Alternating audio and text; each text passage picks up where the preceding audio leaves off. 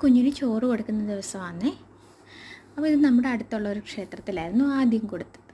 അപ്പോൾ രാവിലെ ഒരു 8 മണി 8:30 സമയത്തൊക്കെ അങ്ങോട്ട് വന്നതാണ്. ഈ ചോറ് കൊടുക്കുന്നതിന് മുമ്പുള്ളതാണ്. അമ്പലത്തിൻ്റെ അവിടെ ആ അമ്പലം പണിയൊക്കെ നടക്കുന്നതുകൊണ്ട് എല്ലാം മൊത്തത്തിൽ എല്ലാം പൊളിച്ചിട്ടിരിക്കുകയായിരുന്നു. സത്യത്തിൽ ഇങ്ങനെയൊന്നും അല്ലായിരുന്നു അമ്പലം. ഇപ്പോൾ കുറച്ച് ദിവസം മുമ്പ്, കുറച്ച് നാളായി പണി നടക്കുന്നതിന് വേണ്ടിയിട്ടെല്ലാം പൊളിച്ചൊക്കെ ഇട്ടിരിക്കുക. അതായപ്പോൾ അങ്ങനെ കിടക്കുന്നത് പണി നടന്നുകൊണ്ടിരിക്കുക. അപ്പോൾ തിരുമേനിയുടെ അടുത്ത് കൊണ്ടുവന്നു. കൃഷ്ണൻ്റെ ക്ഷേത്രമാണ്. അപ്പോൾ അതിൻ്റെ മുമ്പിൽ കുഞ്ഞിനെ ഇങ്ങനെ കമഴ്ത്തി ഇങ്ങനെ കിടത്താൻ പറഞ്ഞിട്ടുണ്ടായിരുന്നു. അപ്പം കുഞ്ഞിൻ്റെ മുണ്ട് ഇങ്ങനെ വിരിച്ചിട്ടിട്ട് അതിൻ്റെ മുമ്പിൽ കുഞ്ഞിനെ കമഴ്ത്തി കിടത്തി.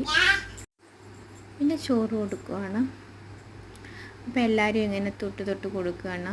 ഇപ്പോൾ കൊടുക്കുന്നത് എൻ്റെ അച്ഛനാണ് കൊടുക്കുന്നത്. ഇത് അത് കഴിഞ്ഞ് നമ്മൾ വേറൊരു ക്ഷേത്രത്തിൽ പോകുന്നുണ്ട്. ഇത് നമ്മുടെ വീടിന് തൊട്ടടുത്തുള്ള ക്ഷേത്രം. ഇത് വന്നത് ചെട്ടികുളങ്ങര ദേവീക്ഷേത്രമാണ്. എല്ലാവർക്കും കേട്ടൊക്കെ പരിചയം കാണും, എല്ലാവർക്കും അറിയാമായിരിക്കും.